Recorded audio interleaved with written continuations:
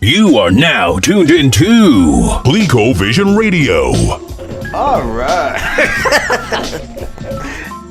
Yo, so listen, Don Notz, tell them what we're doing, man. Typically we do a top 5, but what are we doing now? Yeah, we're going to skip out on it this week. What we're going to do is, me and this guy here, if you read our little description for the radio show, it says that we speak based on our years of experience working in the music business. Which is the goddamn truth. So with that said, we're from here on out. We'll take a couple for a couple episodes here and there. We'll take a trip down memory lane, go through the vault, listen to some stuff that we were responsible for in some way, shape, or form, and I don't want to say we'll give a narration of it, but we're pretty much going to talk about how that piece of work came together, and just all the little stories and details that go along with it.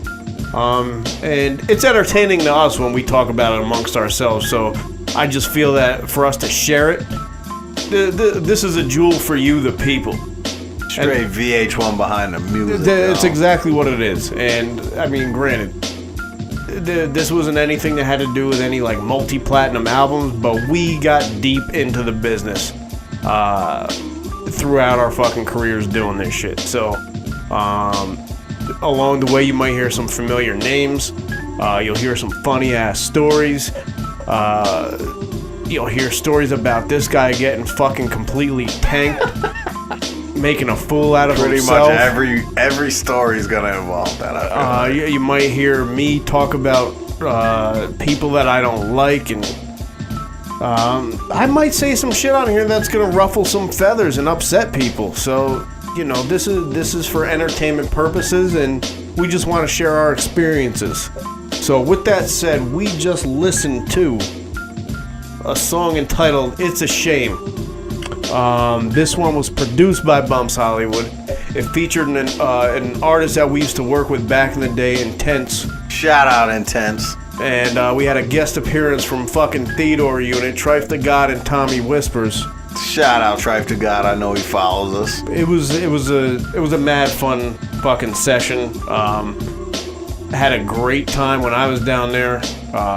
It was a fucking crazy night. So, basically that shit was in the midst of completing Intense's mixtape, who is an artist from Poughkeepsie that worked with Don Notz and myself and Charlie Brown, shout out Fucko, under the umbrella of Pop Off Productions, you know what I'm saying? So this was, just adding some features to this guy's mixtape.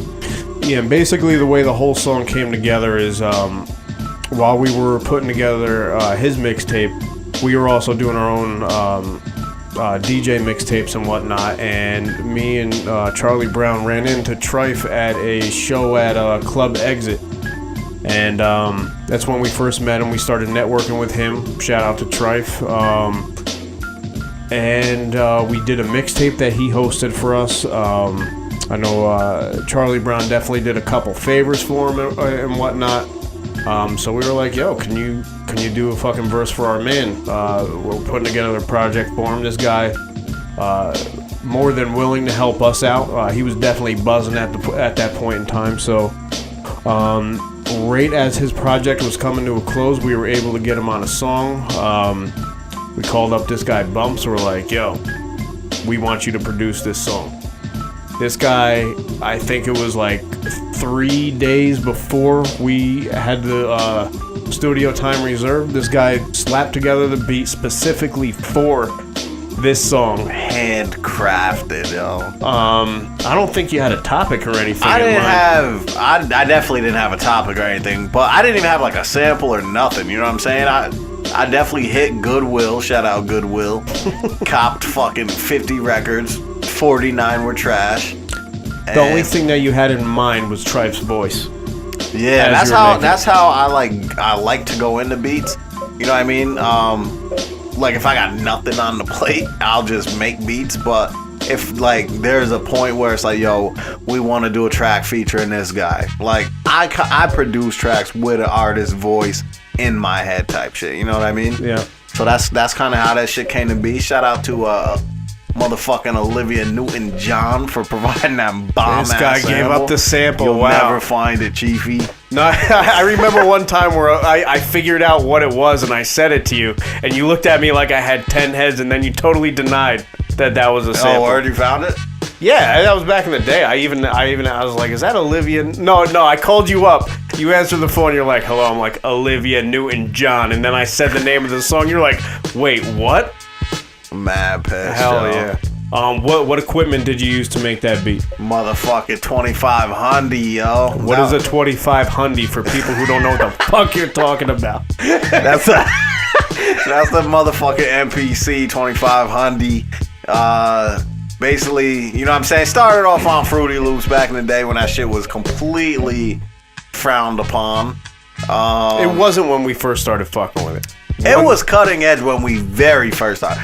Basically, I don't know where you started out, but I started out Acid Pro. Yeah, you gave me the program. That's where I started. And then shout out to my sister Sha. Her boyfriend at the time got me a CD with mad crack programs on it back in the day. Shit had like Cakewalk, SoundForge. Yeah, everything on that shit. So I blessed you with that shit, I think. Yep. And then we both started fucking with Fruity Loops heavy.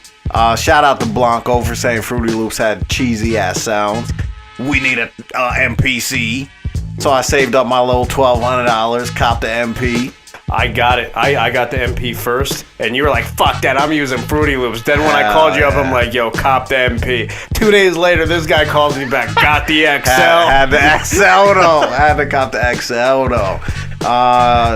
One thing that I will say too with that said is anytime one of us has like upgraded our equipment, the other one had to outdo the other one. Yeah, that shit just happened after. a couple years ago with Reason and shit. So. Yeah, immediately after. Hell yeah.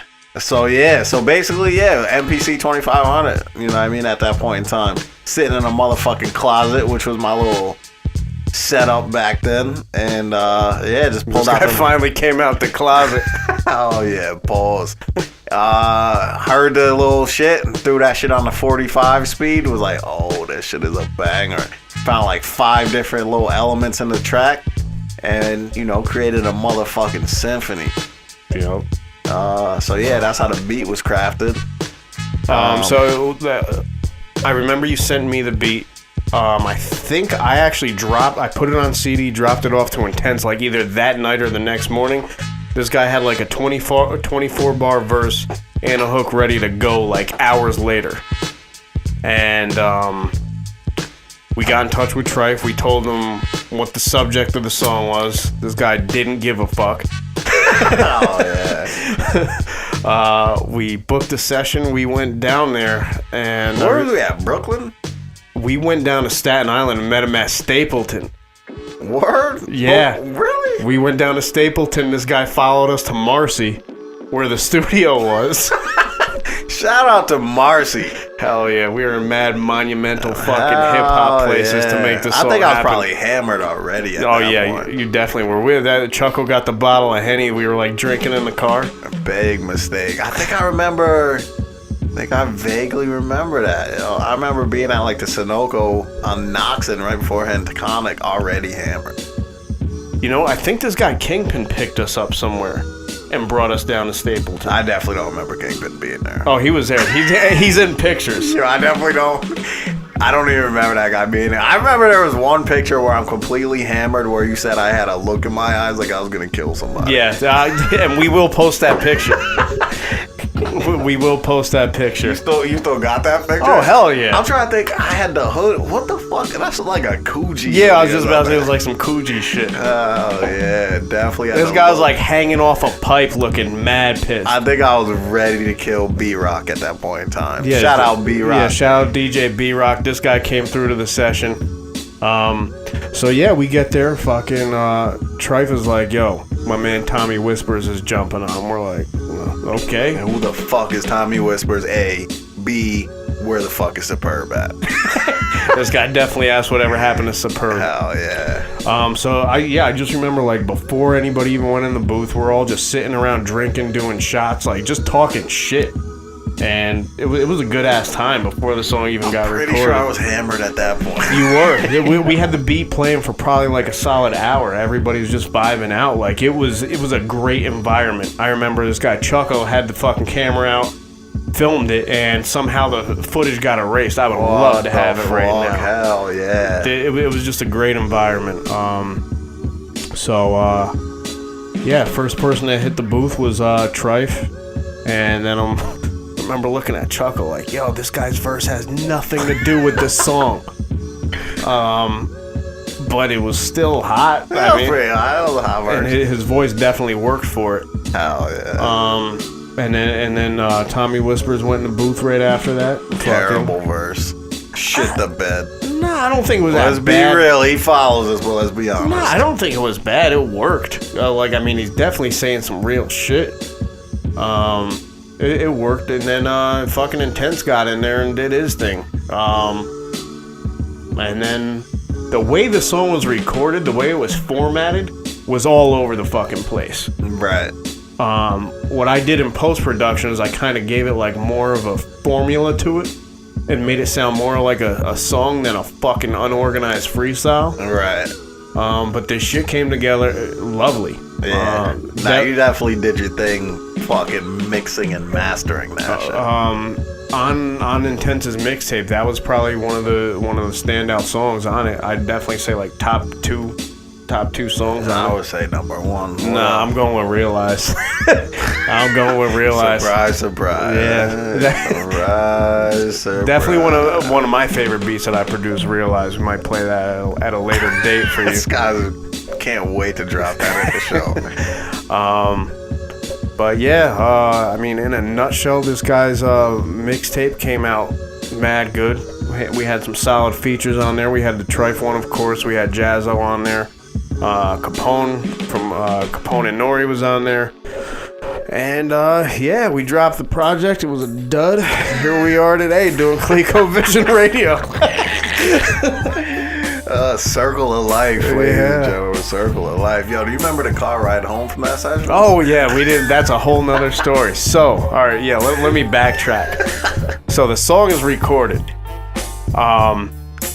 This guy had more beats he wanted to play for Trife. Then fucking DJ B Rock comes in, has his own beat CD. So Trife, somebody owed somebody a favor, I think, where this guy had to like do a verse for him. You got mad pissed. Like the look in my eyes in the picture. Yes. This guy wanted to kill our manager, Charlie Brown. Hell yeah. Me and Kingpin took him outside, and this guy's going nuts trying to fight everybody he could. So we end up calming him down for a second.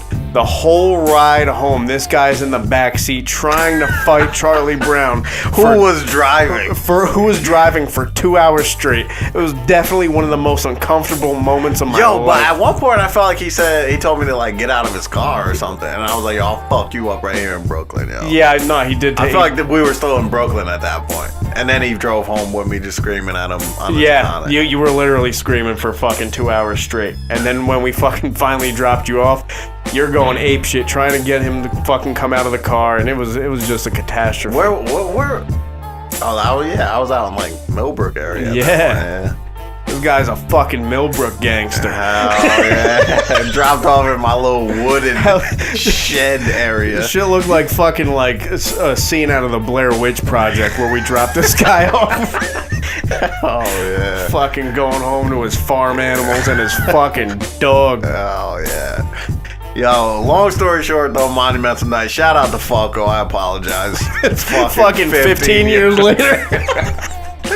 I have a feeling that every time we fucking do these little reminiscent things, there's gonna be a fucko apology at the end. Oh yeah, there has to be. This guy put our manager Charlie Brown through hell for fucking. I definitely quit the group 8 times, yo. Yeah. Fuck you, I'm out. Hell yeah. But fuck it, yeah. I'm saying, I guess that pretty much is a good lead into the motherfucking track, right? Yeah. So here it is, fucking It's a Shame, Intense featuring Trife the God and Tommy Whispers, produced by Bumps Hollywood. This shit came out, what, 05, I want to say? I have no idea. I was hammered at the time. Probably like 05, the entire 06. time. Yeah, like 05, 06. The name of the mixtape it was off of was The Calm Before the Storm. It's probably still on that piff if you want to go check out the whole definitely thing. on there. If not, it's definitely on Mad Torrents. Yeah, you can find it for sure. Shout out Intense, man. That show's a solid project. It's a shame that, no pun intended, right? But it is a shame that shit didn't really do the numbers we had hoped for. You know what I mean? No, it definitely would have. If we would have done more with it, it would have been groundbreaking, and it would have put this guy in a good ass position. But you know, shit happens. Such is life. So yeah, without further ado, it's a motherfucking shame. Yo, CMF be the squad, Trife D's the name. Shoot me, I shoot you, we both bleed the same. The Emperor, Staten Island, yeah, I'm global now. Get the red carpet treatment when I roll through towns. I'm done fighting for that local crown. Been exposed, you clowns, when I was rhyming to them old school sounds. I set it off in 04 when we dropped that theater. 718, the hardest mixtape by me or more. I'm a wizard, I'm defying the laws of physics. Where I'm from, niggas bulletproof the doors in they Civics. And we live by the code, never tell, never snitch. Off for 3, I'm bringing back 12 on the flip. And my name ring bells on the strip. He thought I was reaching, but I was bluffing with my cell on my hip. Niggas saying how they gotta resurrect New York. But take a look around, I ain't never left New York. I'm in the hood till the reaper come. You in the presence of a general, nigga, so recognize when you speak the one. Rule 1, keep a gun, even if the beat is done. Get caught slipping, niggas will pop you like a piece of gum. It's a shame, daddy. That's what they say though. Just follow the rainbow at the end. There's a pot of gold. Hella stressed out in the town, smoking lots of stoves. When will I make it, or do I gotta take it? Run up in somebody's office and just break shit. Face it, you ain't the man you used to be famous. Not using nobody, going through the changes. Your man's looking laugh at you. Your whiz in the back of a Jeep with some nasty dude pulling on some fancy moves. Cash rules, that's what the Wu told me. See, it's better to collect. This ain't 3 years ago, but you gon' owe 3. Trife prime me, had them checks ready. CMF don't play without Fetty. Venomous, and the outcome could be deadly. It's a shame, y'all ain't ready. It's a shame they don't recognize skill anymore, but make up a dance and a silly hook you fly out the store. It's a shame. Fuck a 9 to 5, I got a sling cane. I got fiends in the lobby waiting patient with they change. It's a shame. My nigga got bagged at 16, now he up north, too far to life, rockin' them greens. It's a shame. Niggas gotta live for today, cause you never know. When your time is up, never sleep, gotta stack your dough. It's a shame they don't recognize skill anymore, but make up a dance and a silly hook you fly out the store. Sound scan BDS, know what this business is for. I try to remember, the haze got my memory lost. It's a shame we don't fight with our hands. I lost a lot of good niggas this year with 25 in the can. Damn, it's a shame the war is still going on. Dying over natural resources, Bush and Saddam. I had to talk with my people, he said it's harder to live. Niggas take everything, but it's harder to give. I agreed with him, told him who said it would be easy. Put God first, it's a shame, cause I don't think he believed me. Can't shine like a diamond when you really it's easy. It's a shame, cause kids believe in what they watch on the TV. I got a child myself, I'm mad overprotective, but it's a shame these days how kids learn a lesson. All I need is for her to be 14 and pregnant, stressing cause I ain't lay these laws down like corrections. Look at life crazy, ands if and the maybes. Travel more than the Navy, so fuck you, pay me. It's a shame I gotta do dope sales, cause rent ain't free and I need stash just to post bail. But oh well, you niggas know what I'm saying. I put my life on this paper so you know I ain't playing. It's a shame they don't recognize skill anymore, but make up a dance and a silly hook you fly out the store. It's a shame. Fuck a 9 to 5, I got a sling cane. I got fiends in the lobby waiting patient with they change. It's a shame. My nigga got bagged at 16, now he up north, too far to life, rockin' them greens. It's a shame. Niggas gotta live for today, cause you never know. When your time is up, never sleep, gotta stack your dough. It's a shame.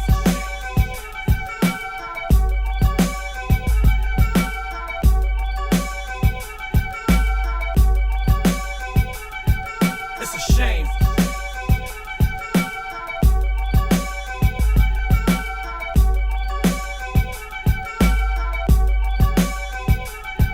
It's a shame.